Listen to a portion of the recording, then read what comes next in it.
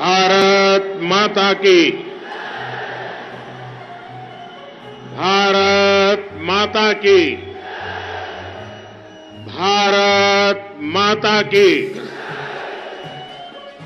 देवी सम्मक्का सरलम्मा की। यदाद्री लक्ष्मी नरसिम्हा स्वामी की। अनगरिना वर्गाला विश्वरूप महासभा की వచ్చినాన బంధువులకున శుభాకాంక్షలు।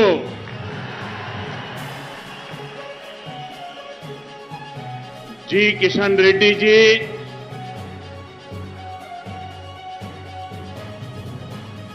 मेरा छोटा भाई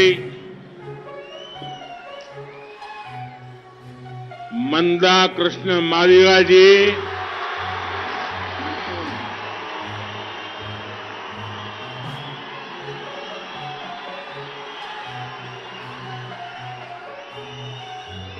दूर दूर से आए मादिगा समुदाय के मेरे भाइयों और बहनों, अन्य सभी महानुभाव, देवी और सज्जनों,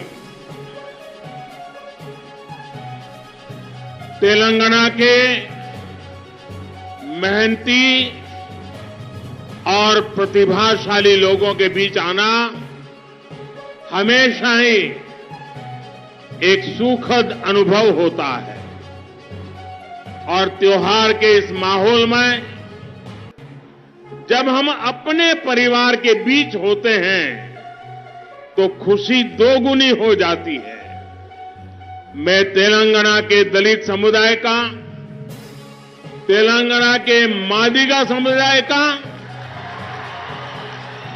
इस विशेष आयोजन में अभिनंदन करता हूं। मैं मेरे छोटे भाई कृष्णा का आभारी हूं।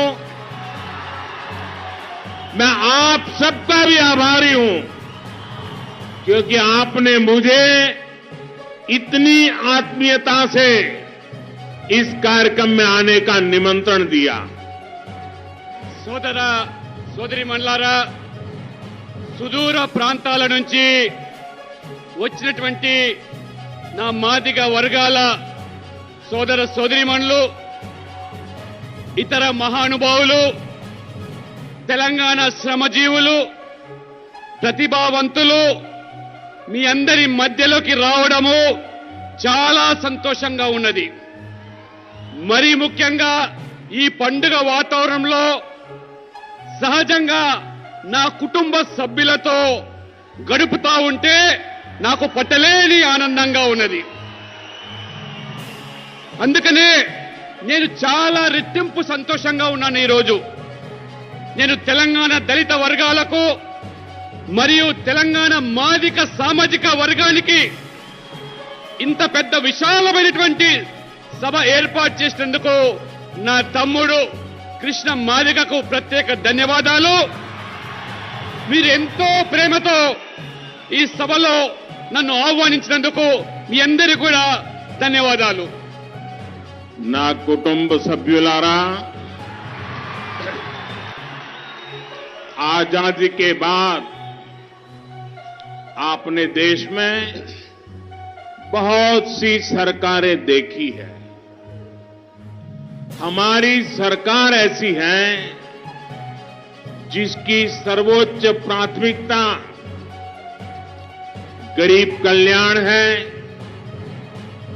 वंचितों को वरीयता देना है।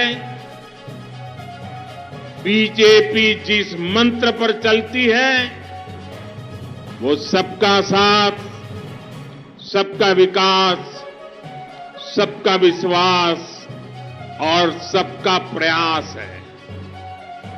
हम सोशल जस्टिस, सामाजिक न्याय सुनिश्चित कराने के लिए प्रतिबद्ध है। हम तेलंगाना की धरती के महान सपूत श्री गुर्रम जशुआ जी और उनके सामाजिक न्याय के कार्यों को अपनी प्रेरणा मानते हैं। मुझे बताया गया है कि अपने लिखे साहित्य में उन्होंने एक दलित भाई का वर्णन किया था, जिन्होंने काशी में विराजमान बाबा विश्वनाथ को अपनी दुर्दशा बताई थी।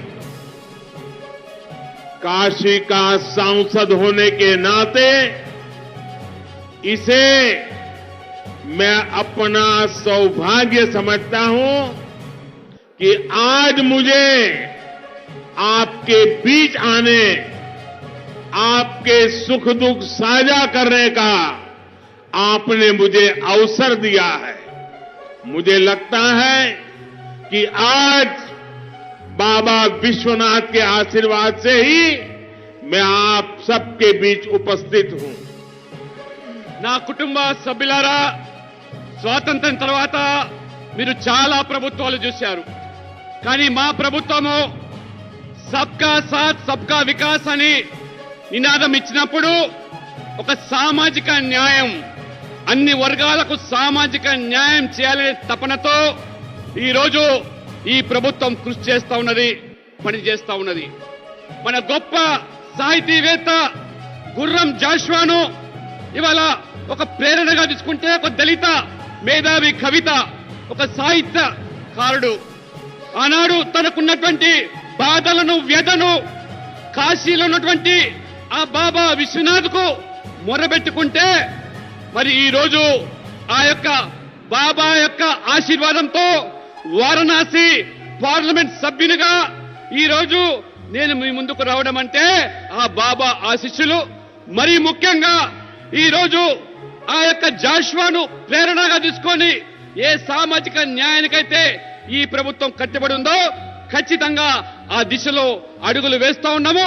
అందుకనే ఈ రోజు మీ మధ్యలోకి నేను రావడం జరిగింది.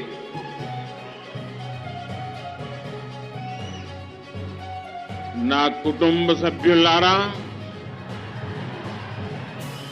मैं आज इस अवसर पर मादिगा समुदाय के अधिकारों की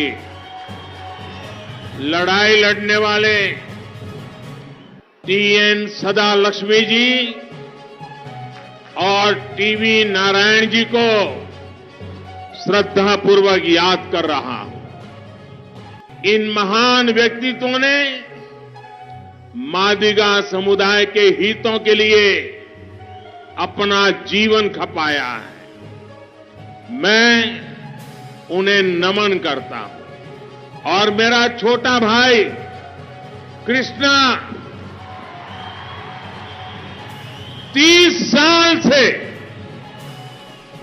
वन लाइफ वन मिशन आपके हकों के लिए लड़ाई लड़ रहा है। कृष्णा, आपको बहुत साथी मिले लड़ने के लिए, आज एक साथी और जोड़ दो।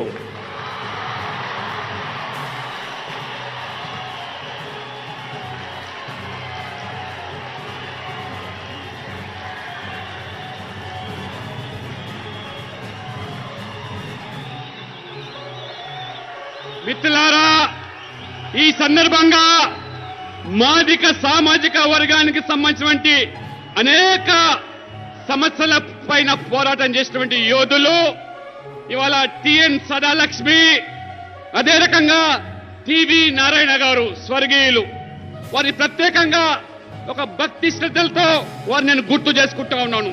ఈ మహానుభావులు మాదిక సమాజం యొక్క ఉన్నతి కోసము, వారి హక్కుల కోసము నిరంతరం జీవితమంతా కూడా పోరాటం చేశారు. తమ జీవితాలను దారపోశారు.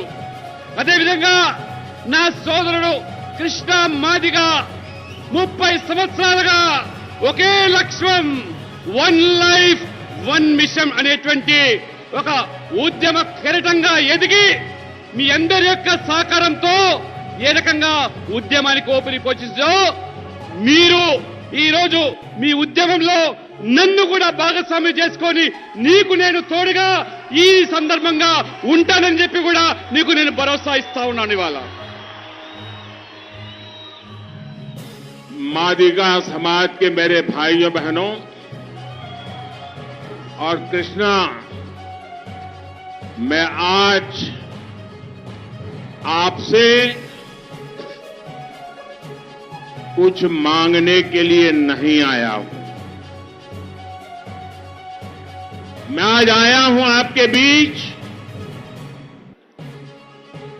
आजादी के बाद जितनी भी पॉलिटिकल पार्टियों ने, जितने भी पॉलिटिकल लीडर्स ने आपको वादा किया, आपसे धोखा किया, मैं आज एक पॉलिटिकल बिरादरी का व्यक्ति होने के नाते उनके पापों की क्षमा मांगने के लिए और उनके पापों का प्रायश्चित करने के लिए आया हूं. సోదర సోదరి మల్లారా, ఇవాళ కృష్ణ, నేను ఇవాళ మీతో ఏది కోరడానికి రాలేదు. మీ మధ్యలోకి మీ బాధలు పంచుకోవడానికి వచ్చాను. స్వాతంత్ర్యం తర్వాత అనేక రాజకీయ పార్టీలు, అనేక రాజకీయ నాయకులు మీకు అనేకమైనటువంటి హామీలు ఇచ్చారు, న్యాయం చేస్తామన్నారు, మిమ్మల్ని వాడుకున్నారు. కానీ మిమ్మల్ని పూర్తిగా దోకా చేశారు. వాళ్ళు చేసిన పాపాలకు నేను ఒక రాజకీయ నాయకుడిగా వాళ్ళ పాపాల ప్రక్షాళన కోసము మిమ్మల్ని నేను క్షమాపాత్రుడిగా ప్రార్థిస్తూ తప్పకుండా వాళ్ళ పాపాలను ప్రక్షాళన చేయడానికి నేను మీతో ఉంటానని చెప్పి కూడా ఈ సందర్భంగా మీకు నేను హామీ ఇస్తా ఉన్నాను. ఇవాళ నా కుటుంబ సభ్యులారా, तेलंगाना का आज इतिहास के बेहद अहम मोड़ पर खड़ा है. दशकों से आंदोलन के बाद 10 साल पहले जो सरकार यहां बनी, वो तेलंगाना के गौरव की, तेलंगाना के सम्मान की रक्षा नहीं कर पाई. तेलंगाना के लोगों के सामर्थ्य की पूरी दुनिया प्रशंसा करती है. लेकिन जब बात यहां की गवर्नमेंट की आती है, गवर्नेंस की आती है, तो हर कोई निराश हो जाता है. इन 10 वर्षों में तेलंगाना सरकार ने हर किसी के साथ, मादिगा समुदाय के साथ सिर्फ और सिर्फ विश्वासघात किया है. कौन भूल सकता है कि कांग्रेस ने किस तरह तेलंगाना के निर्माण में बाधाएं खड़ी की थी.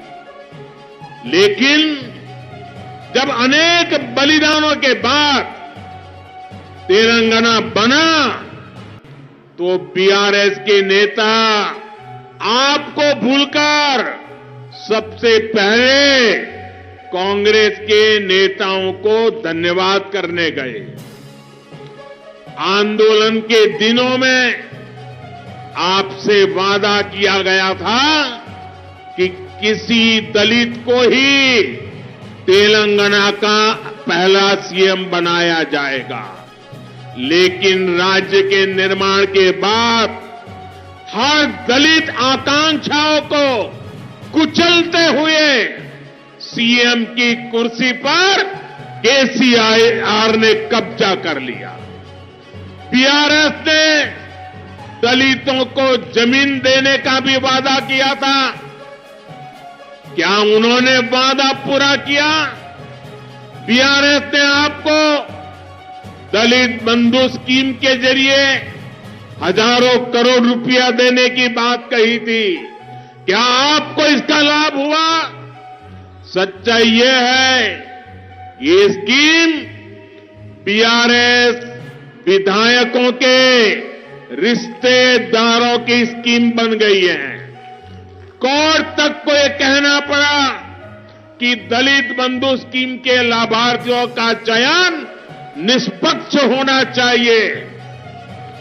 यहां की सरकार ने किसानों के लोन माफ करने का भी वादा किया था, लेकिन किसानों को इसका भी लाभ नहीं मिला। यहां की सरकार ने इरिगेशन स्कीम्स के बदले आप लोगों को ఇరిగేషన్ స్కామ్ దియే హై। మిత్రులారా, ఈరోజు తెలంగాణ ఒక సంకట పరిస్థితిలో ఈరోజు కొనసాగుతా ఉన్నది. దశాబ్దాల ఉద్యమాల అనంతరము 10 సంవత్సరాల క్రితము ఈ రాష్ట్రము ఈ ప్రభుత్వం ఏర్పడ్డది. తెలంగాణ గౌరవాన్ని, తెలంగాణ అస్తిత్వాన్ని ఈ ప్రభుత్వము కాపాడలేకపోయింది.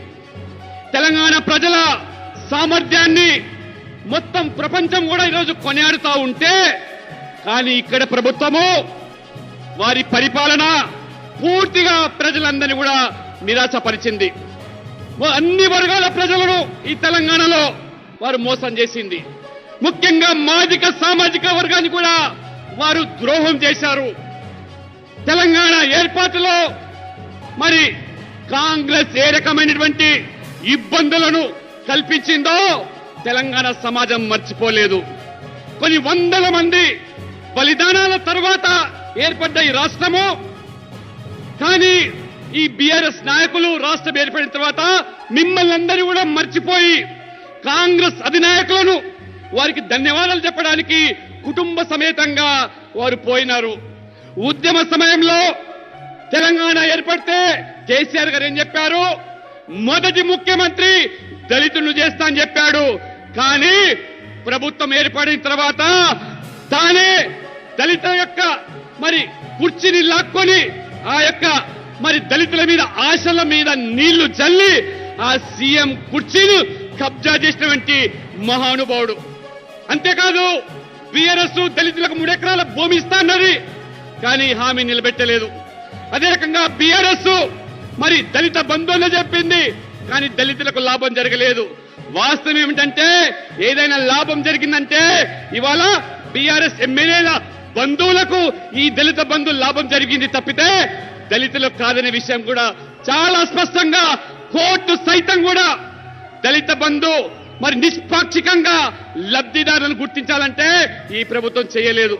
రైతు రుణమాఫీ అన్నారు, అమలు చేయలేదు. అదే రకంగా ఇవాళ ఇరిగేషన్ ప్రాజెక్ట్స్ పేరు మీద ఏ రకమైనటువంటి దోపిడీ జరుగుతుందో ఆ ఇరిగేషన్ ప్రాజెక్ట్స్ అన్ని కూడా ఇవాళ కేవలం అన్ని ఆ స్కీమ్స్ అన్ని కూడా స్కామ్స్ గా మారిపోయినాయి. ఇవాళ నా కుటుంబ సభ్యులారా, मैं मादिगा समुदाय के आप सभी भाई बहनों को ये स्पष्ट रूप से कहूंगा, आपको जितना बीआरएस से सतर्क रहना है उतना ही कांग्रेस से भी सावधान रहना है। बीआरएस दलित विरोधी है और कांग्रेस भी उसमें जरा भी कम नहीं है। बीआरएस ने नए संविधान की मांग करके बाबा साहब आंबेडकर का अपमान किया, तो कांग्रेस का इतिहास भी कुछ ऐसा ही है। ये कांग्रेस ही है जिसने बाबा साहब का विरोध करके उन्हें 2 बार चुनाव जीतने नहीं दिया।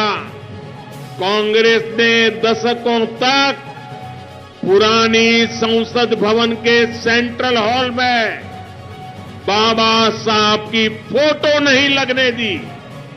कांग्रेस की वजह से ही दशकों तक बाबा साहब को भारत रत्न तक नहीं दिया गया।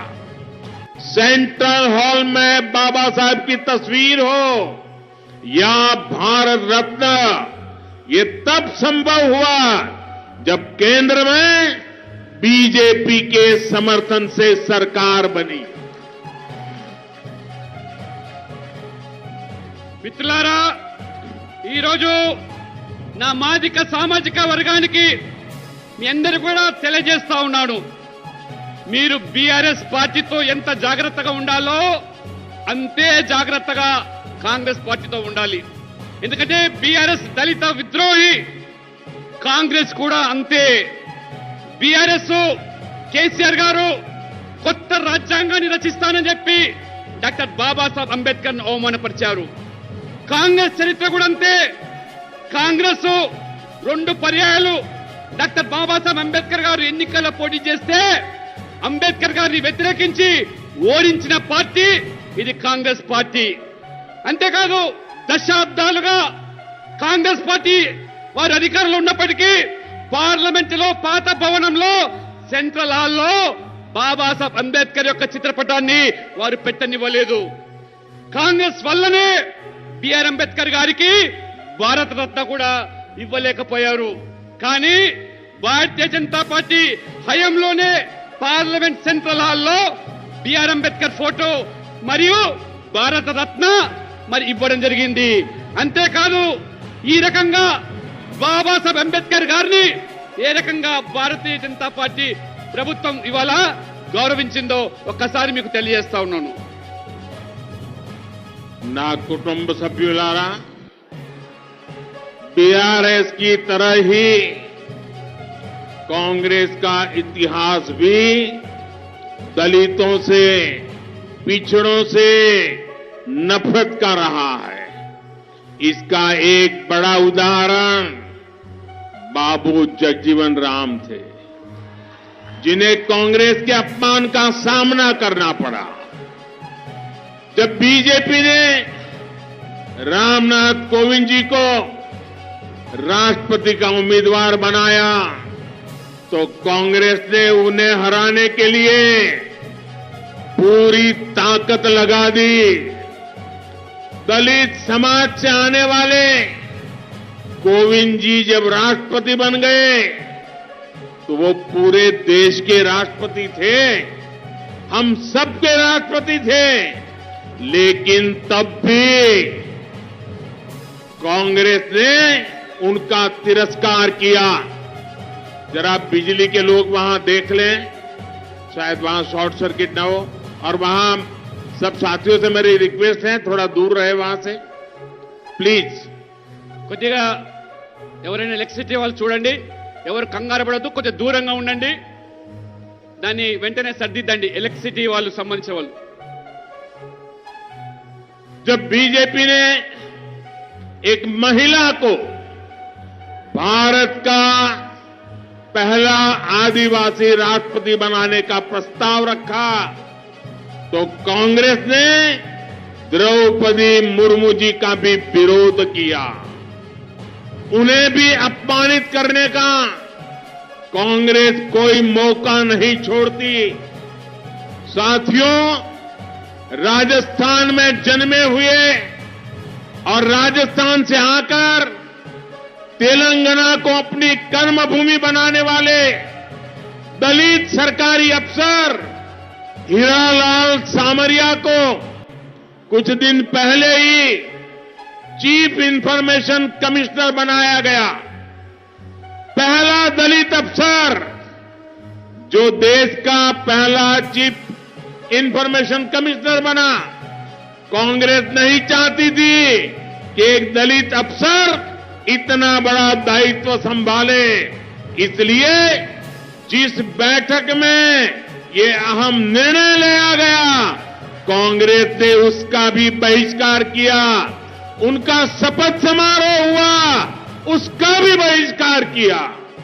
మిత్రులారా, బీఆర్ఎస్ మాదిరిగానే కాంగ్రెస్ పార్టీ దళితులను, బీసీలను వ్యతిరేకించడమే కాదు, ఆ మహానుభావుడు బాబు జగజీవన్ రామ్ గారిని ఏ రకంగా రాజకీయంగా అణిచివేసిందో, ఏ రకంగా కాంగ్రెస్ కక్ష కట్టిందో మొత్తం ఈ రోజు దళిత సమాజమే కాదు అందరూ కూడా గమనించారు. భారతీయ జనతా పార్టీ ఒక దళితుడు రామ్నాథ్ కోవింద్ గారిని రాష్ట్రపతి అభ్యర్థిగా ప్రకటిస్తే కాంగ్రెస్ వ్యతిరేకించింది.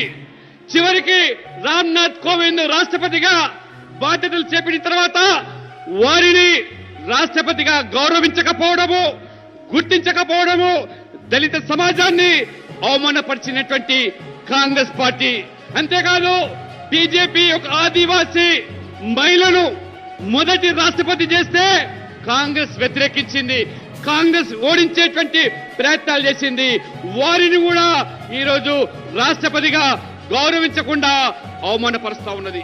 మిత్రులారా, రాజస్థాన్ లో పుట్టినటువంటి ఒక తెలంగాణను కర్మభూమిగా భావించినటువంటి ఒక దళిత ఆఫీసర్ అయినటువంటి హీరాలాల్ సమరేను ఒక కొద్ది రోజుల క్రితమే చీఫ్ ఇన్ఫర్మేషన్ కమిషనర్ గా అత్యంత ఉన్నత పదవిని ఒక దళిత ఆఫీసర్ కు, మొదటి దళిత ఆఫీసర్ కు కట్టబెట్టే ప్రయత్నం బీజేపీ ప్రభుత్వం చేస్తే కాంగ్రెస్ ఇష్టపడలేదు. ఇష్టపడకపోవడమే కాకుండా ఆ సమావేశాన్ని బహిష్కరించింది. చివరికి వారు ప్రమాణ స్వీకారాన్ని కూడా కాంగ్రెస్ పార్టీ బహిష్కరించిందంటే దళితుల పట్ల ఈ కాంగ్రెస్ యొక్క వ్యవహారం ఏ విధంగా ఉందో ఒక్కసారి మీరు ఆలోచన చేయండి. నా కుటుంబ సభ్యులారా, कांग्रेस ने इन दिनों जिस इंडी अलायंस का छाता खोल रखा है उसमें बिहार के मुख्यमंत्री जो आजकल जातिवाद राजनीति का झंडा लेकर घूमते हैं, मुझे याद है उन्होंने मेरे करीबी दोस्त और दलित नेता रामविलास पासवान जी का लगातार अपमान किया था। यहां तक कि जब रामविलास पासवान जी को राज्यसभा सीट की बात आई थी तो वो भी समर्थन देने में आनाकानी कर रहे थे। मैंने रामविलास पासवान जी के बेटे चिराग पासवान में इस दुख को हमेशा महसूस किया है। अभी हमने 2 दिन पहले ही देखा है कि बिहार के 19 सीएम ने विधानसभा में सदन के फ्लोर पर एक और दलित नेता का, वहां के पूर्व मुख्यमंत्री, पूर्व सीएम का अपमान किया है। वहां के पूर्व सीएम जीतन राम मांझी, जो दलितों में भी अति दलित हैं, जिन्होंने अपने जीवन में बहुत ही संघर्ष किया है, उनको बिहार के सीएम ने बड़े सदन में बुरी तरह अपमानित किया। बहुत ही निर्लज्जता के साथ जीतन बाबू को ये जताने की कोशिश की गई कि वो सीएम पद के योग्य नहीं थे। ये अहंकार की भावना, दलितों का अपमान करने की भावना कांग्रेस और उसके सहयोगियों की पहचान है। నా కుటుంబ సభ్యులారా, కాంగ్రెస్ పార్టీ రోజుల్లో ఈ మధ్యలో ఇండి అలయన్స్ అనే ఒక కూటమిని ఏర్పాటు చేశారు. ఆ కూటమిలో ఇవాళ నితీష్ భాగస్వామి బీహార్ ముఖ్యమంత్రిగా ఏ కులతత్వ రాజకీయాలు నడుపుతున్నాడో వారు ఈ మధ్యలో నా మిత్రుడు, మరి ముఖ్యంగా రామ్ విలాస్ పాస్వాన్ ఏదైతే ఉన్నారో ఒక దళిత నాయకుడు, అనేక పర్యాయాలు వారిని అవమానించడమే కాకుండా వారికి రాజ్యసభ సీటు ఇచ్చే పరిస్థితిలో మేము పాస్వాన్ గారిని సమర్థిస్తే ఇదే నితీష్ కుమార్ గారు వారిని పూర్తిగా వ్యతిరేకించారు. నేను ఈ మధ్యలో వారి కొడుకు చిరాగ్ పాస్వాన్ బాధను గమనించాను. ఏ రకంగా వారు బాధపడ్డారో తన తండ్రిని రాజ్యసభ సభ్యునిగా కాకుండా చేసినటువంటి బీహార్ ముఖ్యమంత్రి నితీష్ కుమార్ గారు. అంతేకాదు ఈ 2 రోజుల క్రితమే బీహార్ అసెంబ్లీలో మరి ముఖ్యమంత్రి నితీష్ కుమార్ గారు ఒక దళిత నాయకుడిని ఏ రకంగా అవమానించారో మొత్తం సమాజం గమనించింది.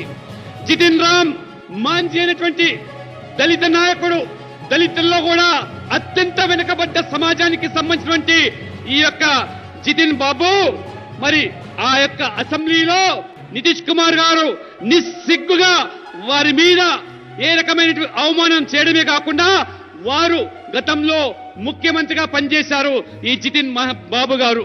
కాను వారు ముఖ్యమంత్రికి అర్హులు కాదని చెప్పి ఏక అహంకార పూరితంగా వారిని అవమానపరిచారో ఇది వారికి అలవాటు. ఇవాళ నితీష్ కుమార్కే కాదు, కాంగ్రెస్ పార్టీ వారి విపక్షాల్లో ఉన్నటువంటి కూటమి సభ్యులందరూ కూడా దళితులంటే చిన్న చూపు, వారికి దళితులంటే ఇంత వారి పట్ల ఈ యొక్క చులకన భావన అనేది ఈ రోజు స్పష్టంగా మనమందరం గమనిస్తా ఉన్నాము.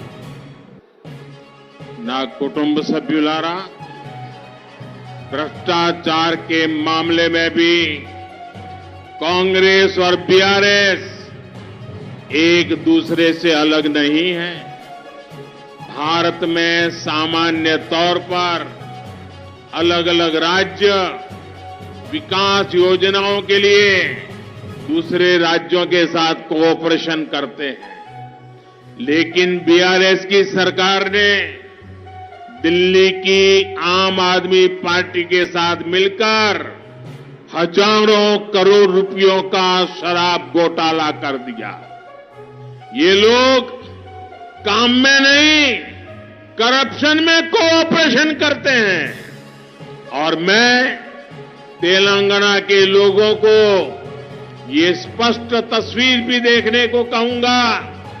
दिल्ली में कांग्रेस की कट्टर सहयोगी आम आदमी पार्टी के साथ मिलकर तेलंगाना की बीआरएस पार्टी कट्टर भ्रष्टाचार करती है और फिर यहां वही बीआरएस कांग्रेस के खिलाफ लड़ने का ड्रामा कर रही है.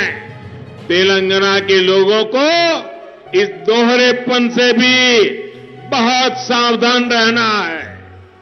మిత్రులారా, కాంగ్రెస్ బీఆర్ఎస్ అంటే అవినీతికి ఆలవాలు.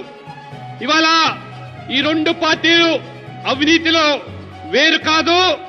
ముఖ్యంగా ఈ సామాన్యంగా దేశంలో ఉన్నటువంటి రాష్ట్రాల్లో ఒక ప్రభుత్వం ఇంకొక రాష్ట్ర ప్రభుత్వంతో అనేక ప్రజాహిత కార్యక్రమాల్లో పథకాల్లో ఒకరిని ఒకరు సహకరించుకుంటా ఉంటారు. కానీ ఇవాళ మనం చూస్తా ఉంటే ఏ రకంగా ఇవాళ బీఆర్ఎస్ పార్టీ ఢిల్లీలో ఉన్నటువంటి ఆమ్ ఆద్మీ పార్టీతో కలిసి వేల కోట్ల కుంభకోణము, మద్యం కుంభకోణంలో కలిసి ఒకరొకరు సహకరించుకుంటున్నారో ఈ రోజు మనం చూస్తున్నాము. సాధారణంగా ఏదైనా మంచి పని కోసము రెండు ప్రభుత్వాలు సహకరిస్తుంటాయి, కానీ ఇవాళ అవినీతిలో సహకరించేటువంటి పార్టీలు Aam Aadmi party, BRS party. కానీ తెలంగాణ ప్రజలకు నేను స్పష్టం చేస్తా ఉన్నాను, ఢిల్లీలో ఈ కాంగ్రెస్ పార్టీ అత్యంత మిత్రులు ఆమ్ ఆద్మీ పార్టీ. అటువంటి ఆమ్ ఆద్మీ పార్టీకి పూర్తిగా కాంగ్రెస్ మద్దతు తెలుపుతా ఉంటే ఇవాళ ఆమ్ ఆద్మీ పార్టీతో ఉన్నటువంటి బీఆర్ఎస్ కలిసి అవినీతికి పాల్పడుతూ ఉంటే ఇక్కడ మాత్రం తెలంగాణలో బీఆర్ఎస్ కాంగ్రెస్ ఒకరికొకరు పోటీ పడుతున్నట్టుగా, ఒకరికొకరు ఈ రకంగా ఓట్లాడుకుంటున్నట్టుగా డ్రామా చేస్తా ఉన్నారు, నటిస్తున్నారు. కాబట్టి తెలంగాణ ప్రజలు వీరి అవకాశవాద రాజకీయం పట్ల అప్రమత్తంగా ఉండండి, జాగ్రత్తగా ఉండండి. నా కుటుంబ సభ్యులారా, कांग्रेस और बीआरएस दोनों मिले हुए हैं. वो पर्दे के पीछे उनके खेल अलग है. कांग्रेस और बीआरएस एक तरफ है और दूसरी तरफ भारतीय जनता पार्टी है. उनमें राज करने की मानसिकता है, बीजेपी में सेवा करने का संकल्प है. हमने एससी और एसटी लोगों पर अत्याचार से जुड़े कानूनों को और सख्त किया. हमने ये सुनिश्चित किया कि गरीबों को बैंक अकाउंट, गरीबों को टॉयलेट्स की व्यवस्था, गरीबों को गैस का कनेक्शन, गरीबों को बैंक से लोन, गरीबों के लिए पक्के घर, गरीबों को किसी चीज की दिक्कत ना हो, और इन सारी योजनाओं में एससी, एसटी, ओबीसी समाज के लोगों को सबसे अधिक लाभ दिया गया। మిత్రులారా, ఈరోజు కాంగ్రెస్, బీఆర్ఎస్ ఈ ఎన్నికల్లో ఒకవైపు ఉండి పోటీ చేస్తా ఉంటే బీజేపీ మరొక వైపు పోటీ చేస్తా ఉన్నది. ఇవాళ కాంగ్రెస్, బీఆర్ఎస్ రెండు పార్టీలు అధికారాన్ని అనుభవించడానికి ఈ ఎన్నికల్లో పోటీ చేస్తా ఉన్నారు. భారతీయ జనతా పార్టీ మాత్రము సేవా భావనతోని సేవ కోసమే ఎన్నికల్లో పోటీ చేస్తా ఉన్నాము. ఇవాళ మేము ఎస్సీ, ఎస్టీ ఏదైతే అట్రాసిటీస్ యాక్ట్ ఉన్నదో ఈ యొక్క చట్టాన్ని పకడ్బందీగా చేసి మరి ఏ రకంగా ఆ యొక్క ఎవరైతే కారకులు ఉన్నారో కఠినమైనటువంటి శిక్షలు అనుభవించే విధంగా చట్టాన్ని మార్చి ఇవాళ ఎస్సీ, ఎస్టీల పక్షాన నిలబడ్డాము. అంతేకాదు ఇవాళ మేము పేద వర్గాల కోసం వాళ్ళ బ్యాంక్ ఖాతాలు తెరిపించాము, వారికి టాయిలెట్స్ కట్టించాము, గ్యాస్ సిలిండర్స్ వాళ్ళకు అందించాము, బ్యాంక్ లోన్లు ఇప్పించాము.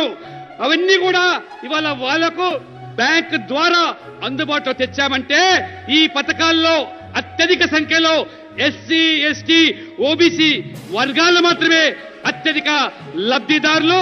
అంతేకాకుండా అనేక పథకాల్లో కూడా ఈరోజు పారదర్శకత వ్యవహరిస్తున్నది మా ప్రభుత్వము. నా కుటుంబ సభ్యులారా, आज स्टैंड अप इंडिया जैसी स्कीम्स एससी, एसटी को करोड़ों रुपयों का लोन देकर एंटरप्रेन्योर बना रही है।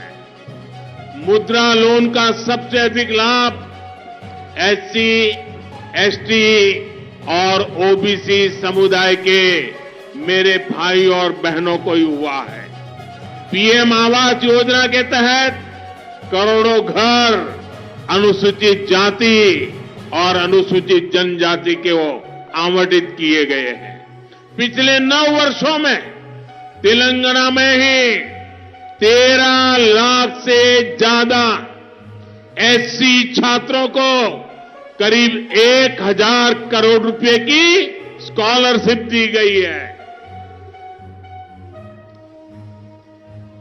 మిత్రులారా, ఈరోజు మా ప్రభుత్వము స్టాండప్ ఇండియా అనేటువంటి ఒక పథకాన్ని ప్రవేశపెట్టి ఎస్సీ, ఎస్టీలను గొప్ప పారిశ్రామికవేత్తలుగా తయారు చేయడానికి ఎటువంటి నిర్దేశాలు ఆదేశించి వారిని ఈరోజు గొప్ప పారిశ్రామికవేత్తలుగా తయారు చేస్తున్నామో అదేవిధంగా ముద్రా లోన్స్ పేరు మీద కూడా ఎక్కువగా లబ్ధి పొందే దాంట్లో ఎస్సీ, ఎస్టీ, ఓబీసీతో పాటు మన మహిళలు కూడా ఎక్కువగా ఉండడమే కాకుండా ప్రధానమంత్రి ఆవాస్ యోజన పేరు మీద పేదలకు పక్కా ఇల్లు 4 కోట్ల మందికి నిర్వహిస్తే ఈరోజు అత్యధిక సంఖ్యలో ఇవాళ ఎస్సీ, ఎస్టీలే లబ్ధి పొందుతా ఉన్నారు.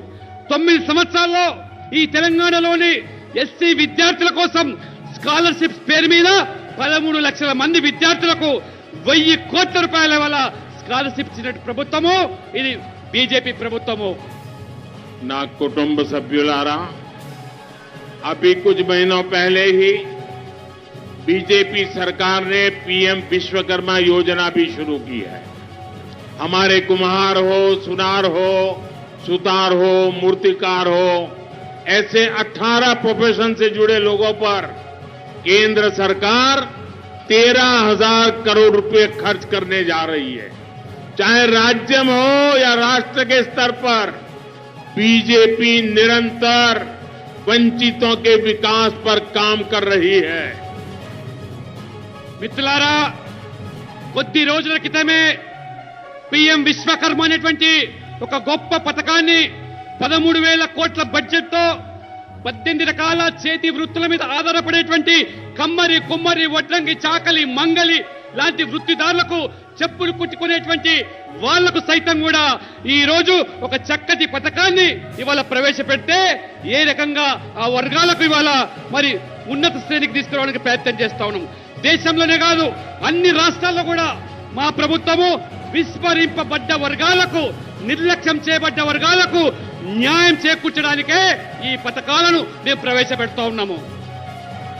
నా కుటుంబ సభ్యులారా, अपने गरीब भाई बहनों का ध्यान रखते हुए बीजेपी सरकार ने पीएम गरीब कल्याण अन्न योजना को भी गरीबों को जो मुफ्त राशन देते हैं 80 करोड़ लोगों को उनका घर का चूल्हा जलता रहे, गरीब का बच्चा भूखा सो न जाए, इसलिए गरीब कल्याण अन्न योजना चल रही है। ये दिसंबर में उसका काम पूरा हो रहा था, लेकिन गरीब मां की गोद से पैदा हुआ ये बेटा अब गरीबों को ऐसे छोड़ नहीं सकता, और इसलिए मैंने संकल्प किया है अगले 5 साल के लिए ये योजना को आगे बढ़ा दिया जाएगा। अब यहां तेलंगाना में भी लाखों साथियों को 5 साल तक मुफ्त राशन मिलता रहेगा। केंद्र सरकार तेलंगाना के किसानों का हित देखते हुए पैडी की सरकारी खरीद को भी लगातार बढ़ा रही है। बीते वर्षों में यहां पैडी की 1,30,000 करोड़ रुपए से ज्यादा की खरीद हुई है। केंद्र सरकार किसानों से बॉइल्ड राइस भी लेती है। अब हमारी सरकार ने ये निश्चय किया है इस खरीफ सीजन में तेलंगाना के किसानों से 20 lakh metric tonne boiled rice अतिरिक्त खरीदा जाएगा। इससे एमएसपी का और ज्यादा लाभ हमारे किसानों को मिलेगा। मेरा यहां की राज्य सरकार को भी कहना है कि इस काम में ढिलाई न बरतें। ये किसानों के हक का काम है, उनके फायदे का निर्णय है, और इसमें चुनाव की कोई आचार संहिता बीच में नहीं आनी चाहिए। మిత్రులారా, ఈరోజు పేదలు ఎవరు కూడా ఆకలితో పస్తులు ఉండకూడదని ప్రధానమంత్రి గరీబ్ కళ్యాణ్ అన్న యోజన ఏదైతే కరోనా కష్టకాలం నుంచి ప్రవేశపెట్టానో, మరి ఈరోజు నేను ఒక పేద కుటుంబంలో పుట్టిన వ్యక్తిగా, పేదరికం అనుభవించిన వ్యక్తిగా, పస్తులంటే తెలిసిన వ్యక్తిగా ఈ దేశంలో ఏ పేదవాడు కూడా పస్తులు ఉండకూడదని చెప్పి ఈ డిసెంబర్తో ముగిసే ఈ పథకాన్ని వచ్చే మళ్ళీ 5 సంవత్సరాల వరకు ఆ పథకాన్ని పెంచి ప్రతి పేదవాడి కడుపు నింపడానికి 5 కిలోల బియ్యం పథకాన్ని ఇవాళ తెలంగాణలో కూడా కొన్ని లక్షల మందికి ఇవాళ ఆ పథకాన్ని కొనసాగిస్తా ఉన్నాను. అంతేకాదు తెలంగాణలో రైతులను ఆదుకోవడానికి వరి ధాన్యాన్ని కేంద్రం కొనుగోలు ధరను పెంచుకుంటూ పోతా ఉన్నది. ఆ రకంగా రైతులకు మేలు చేస్తా ఉన్నది. ఈ రోజు 1,30,000 కోట్ల రూపాయలు ఇవాళ కొనుగోలు చేసి కేంద్ర ప్రభుత్వం ఏ రకంగా రైతులను ఆదుకున్నదో, అదేవిధంగా ఈ ఖరీఫ్ సీజన్ లో కూడా తెలంగాణ రైతులకు 20 లక్షల మెట్రిక్ టన్నుల బాయిల్డ్ రైస్ కూడా కొనుగోలు చేస్తామని చెప్పి కూడా నేను హామీ ఇస్తా ఉన్నాను. దీనివల్ల ఎంఎస్పీ ఇవాళ కనీసమైనటువంటి మద్దతు ధర ద్వారా రైతులకు లాభం చేకూరుతుంది, మేలు జరుగుతుంది. నేను విన్నపం చేస్తున్నాను, ఈ రాష్ట్ర ప్రభుత్వానికి రైతులకు అన్యాయం చేయొద్దు, జాప్యం చేయొద్దు, సహకరించండి, వారిని ఆదుకోవండి, రైతులకు మేలు చేయండి అని చెప్పి ఈ రాష్ట్ర ప్రభుత్వాన్ని నేను కోరుతా ఉన్నాను. నా కుటుంబ సభ్యులారా, तेलंगाना की इस विकास यात्रा में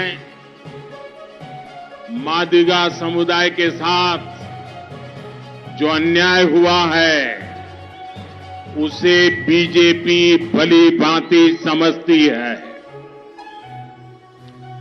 मेरा सौभाग्य रहा,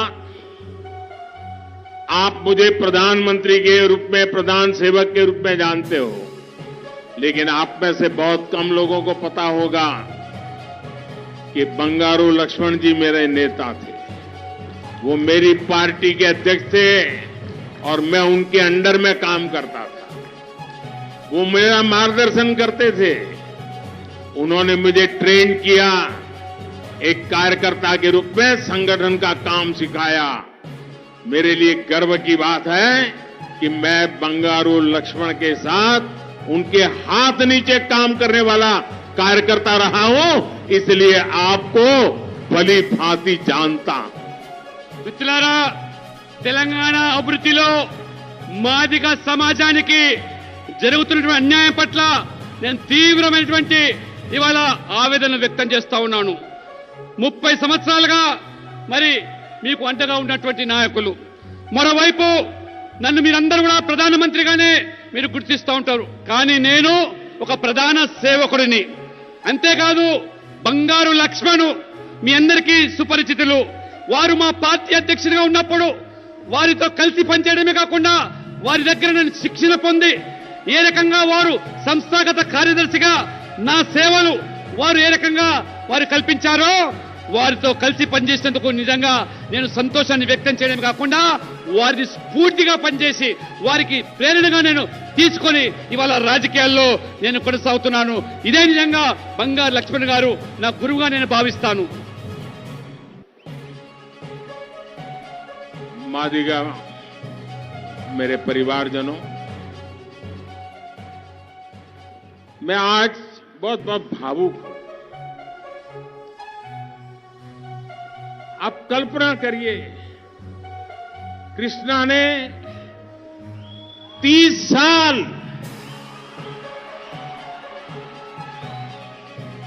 अपनी जवानी पूरी खपा दी। इतना बड़ा आंदोलन अविरत रूप से चलाया। कृष्णा मेरा छोटा भाई है।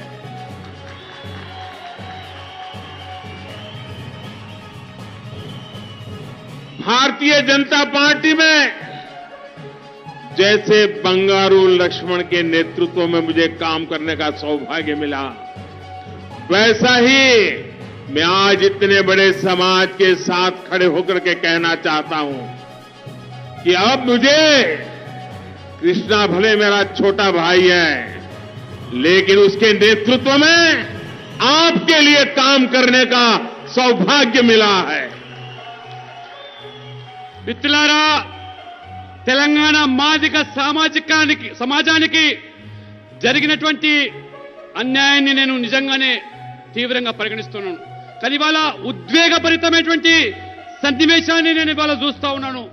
30 సంవత్సరాలుగా కృష్ణ మాదిగ గారు వారు చేస్తున్నటువంటి ఈ యొక్క నిరంతర పోరాటము, తన యవ్వనాన్ని మొత్తం కూడా ఈ ఉద్యమానికి దారపోసినటువంటి కృష్ణ మాదిగ నా చిన్న తమ్ముడు. ఏ రకంగా బంగారు లక్ష్మణ్ గారు వారిని స్ఫూర్తిగా తీసుకొని నేను పనిచేశానో, ఇవాళ మీ ముందు, ఈ సమాజం ముందు, జాతి ముందు నేను పూర్తిగా మీ అందరూ కూడా హామీ ఇస్తున్నాను. కృష్ణ నా చిన్న తమ్ముడే కాకుండా కృష్ణ ఆశయాలకు అనుగుణంగా నేను సైతం కూడా మీతో కలిసి పనిచేస్తానని చెప్పి కూడా ఈ సందర్భంగా తెలియజేస్తా ఉన్నాను. मैं आज कृष्णा के माता पिता को भी आदर पूर्वक, श्रद्धा पूर्वक प्रणाम करता हूं, जिन्होंने ऐसे बेटे को जन्म दिया जो समाज के हित के लिए 30 साल तक जूझता रहा, लड़ता रहा, हर किसी के पास पहुंचने रहा। मैं उस कृष्णा का आदर करता हूं, उसको जन्म देने वाला माता पिता का भी श्रद्धापूर्वक नमन करता हूं. మిత్రులారా, 3 దశాబ్దాలుగా చేస్తున్న పోరాటానికి నాయకత్వం వహించినటువంటి కృష్ణ మాదిగన కన్నా తల్లిదండ్రులు నిజంగా నేను గర్విస్తా ఉన్నాను, గర్వపడుతున్నాను. అటువంటి పోరాట యోధుడికి జన్మనిచ్చినటువంటి ఆ మహానుభావులు కృష్ణ తల్లిదండ్రులు నిజంగా ఎంతో ధన్యులు. వారు నిజంగా వారు చేసినటువంటి త్యాగము ఈ జాతి మరవదని చెప్పి నేను భావిస్తా ఉన్నాను. मैं आज, जैसा मैंने कहा, मेरे लिए बहुत भावुक पल है. मैं आज मादिगा समाज के हर व्यक्ति को बहुत आदर के साथ प्रणाम करता हूं, जिन्होंने 30 साल तक अपने न्याय के लिए लड़ाई लड़ी और पूरी तरह अहिंसक लड़ाई लड़ी. इतना बड़ा आंदोलन, इतना लंबा समय पूरी तरह अहिंसा, आपने जग्गू बाबू को भी बचाया, आपने बाबा साहब आंबेडकर को भी बचाया, आपने बंगारू लक्ष्मण को भी बचाया। और इसलिए मैं विशेष रूप से आप सबके इस आंदोलन की पवित्रता के लिए श्रद्धापूर्वक नमन करता हूं। మిత్రులారా, నేను చెప్పినట్టుగానే నేను నిజంగా ఈరోజు చాలా ఉద్వేగభరితంగా ఇవాళ ఉన్నాను. ఎందుకంటే 30 సంవత్సరాల నిరంతరమైనటువంటి పోరాటానికి ఈ మాదిగ జాతి ప్రతి బిడ్డ, ప్రతి వ్యక్తి ఏ రకంగా పోరాటం చేశారో, కృష్ణ మాదిగను స్ఫూర్తిగా తీసుకొని హింసకు తావు లేకుండా శాంతియుతంగా ఉద్యమాన్ని కొనసాగించి బాబు జగజీవన్ రామ్, డాక్టర్ బాబాసాహెబ్ అంబేద్కర్ ఇలాంటి మహానుభావులు, బంగారు లక్ష్మణ్ సైతం కూడా మీరందరూ కూడా ప్రేరణగా తీసుకొని మీకు జరుగుతున్నటువంటి అన్యాయాన్ని ఏ రకంగా సభ్య సమాజానికి చాటి చెప్పారో, నేను సైతం కూడా ఖచ్చితంగా మీ యొక్క ఉద్యమాన్ని ఇవాళ గుర్తించాను, గౌరవిస్తా ఉన్నాను. ఇవాళ भारतीय जनता पार्टी पिछले 3 दशक से हर संघर्ष में आपके साथ खड़ी रही है. हम जल्द से जल्द इस अन्याय का अंत करने के लिए प्रतिबद्ध हैं. मैं जानता हूं कि यहां पर ऐसे कई लोग हैं जिन्होंने अपने अधिकारों के लिए लंबे समय तक संघर्ष किया है. ये हमारा वादा है कि हम जल्द ही एक कमेटी का गठन करेंगे जो आपके सशक्तिकरण के हर रास्ते को अपनाएगी. हम और आप ये भी जानते हैं कि एक बड़ी न्यायिक प्रक्रिया सुप्रीम कोर्ट में भी चल रही है. आपकी इस लड़ाई को हम न्याय की लड़ाई मानते हैं. बाबा साहब आंबेडकर ने हमें जो संविधान दिया है, उस संविधान ने न्याय की जिम्मेवारी मुझ पर दी है. हम उस न्याय को सुनिश्चित करा करके ही रहेंगे. अदालत में भी आपको न्याय मिले, ये भारत सरकार की सर्वोच्च प्राथमिकता है. पूरी मजबूती के साथ भारत सरकार न्याय के पक्ष में आपके साथी बनकर के खड़ी रहेगी. మిత్రులారా, మీకు జరుగుతున్నటువంటి అన్యాయానికి త్వరలోనే ముగింపు పలకడానికి మేము కట్టుబడి ఉన్నాము. మీ హక్కుల కోసం చేసే పోరాటాన్ని, మీ బాధను మేము గుర్తించాము. నాకు పూర్తి అవగాహన ఉంది. ఇక్కడ అనేక మంది మీ హక్కుల సాధన కోసం. बेटी आप नीचे आओ. बेटा नीचे आओ. बेटा नीचे आओ. देखिए बेटा, मेरा मां दयచేసి बेटा ये तार इसका बिगड़ा हुआ है बेटा. కింద हम దిగాలి आपके అమ్మా. साथ है बेटा. प्लीज కింద దిగాలి దయచేసి. आप नीचे आइए बेटा. ప్లీజ్. बेटा आप नीचे आइए. देखिए बेटा, ये वैसे भी ये तार की स्थिति अच्छी नहीं बेटा. దిగాలమ్మా. प्लीज बेटा नीचे आइए. దయచేసి దిగాలమ్మా. बेटा ये मैं आपकी बात सुनूंगा. बैठिए बेटा. बेटा नीचे आइए प्लीज. విను ये वहां पर शॉर्ट सर्किट है बेटा. नीचे आइए. नहीं बेटा, ये ठीक नहीं है बेटा. ये यहां इससे ऐसा करने से लाभ नहीं होगा. मैं यहां आपके लिए आया हूं. మీకోసం వచ్చాను. దయచేసి ప్లీజ్, మీకోసం నేను ఉన్నాను. आप कृष्णा जी की बात मानिए बेटा. आप कृष्णा जी की बात मानिए. आप कृष्णा जी की बात मानिए बेटा. थैंक यू बेटा. थैंक यू बेटा. Thank you. దయచేసి వినండి, మరొకసారి చెప్తున్నాను వినండి. మీకు జరుగుతున్నటువంటి అన్యాయానికి త్వరలోనే ముగింపు పలకడానికి మేము కట్టుబడి ఉన్నాము. మీ హక్కుల సాధన కోసము, మీ పోరాటం కోసము 30 సంవత్సరాలుగా భారతీయ జనతా పార్టీ ఏ రకంగా మీకు అండగా ఉన్నదో, మీతో కలిసి పోరాటంలో భాగస్వామైందో నాకు పూర్తి అవగాహన ఉన్నది. ఇక్కడ అనేక మంది మీ హక్కుల సాధన కోసం చేసిన దీర్ఘకాలిక పోరాటము, ఆ విషయం త్వరలోనే ఒక కమిటీ వేస్తాం. మిమ్మల్ని ఆ కమిటీ ద్వారా మిమ్మల్ని సంఘటిత పరచడానికి ఒక కొత్త మార్గాన్ని ఏర్పరుస్తాం. మీకు మరియు మాకు పూర్తి అవగాహన ఉంది. ఒక పెద్ద న్యాయపరమైనటువంటి ప్రక్రియ ఇవాళ సుప్రీంకోర్టులో కొనసాగుతున్న విషయం మనందరికీ తెలిసిందే. మీ పోరాటాన్ని మేము ఒక న్యాయమైన పరమైనటువంటి పోరాటంగా భావిస్తున్నాము. మీ పోరాటం న్యాయపరమైనది. బాబాసాహెబ్ అంబేద్కర్ రాజ్యాంగాన్ని రచించారు. న్యాయాన్ని కాపాడడానికే ఆ బాధ్యత రాజ్యాంగం మనకిచ్చింది. ఆ న్యాయాన్ని మేము ఖచ్చితంగా మీ మార్గం సుగమం చేస్తాము. న్యాయస్థానంలో మీకు న్యాయం జరగాలన్నదే మా ప్రభుత్వం ప్రాథమిక కర్తవ్యంగా మేము భావిస్తాం. భారత ప్రభుత్వము పూర్తి పకడ్బందీతో, పూర్తి చిత్తశుద్ధితో న్యాయం వైపే నిలబడతాం అని నేను స్పష్టమైనటువంటి హామీ ఇస్తున్నాను. మీకు మనస్ఫూర్తిగా తెలియజేస్తా ఉన్నాను. నా కుటుంబ సభ్యులారా, बीजेपी ही तेलंगाना के लोगों को सामाजिक न्याय की गारंटी दे सकती है। बीजेपी ही तेलंगाना को विकास के स्वर्णिम रास्ते पर ले जा सकती है।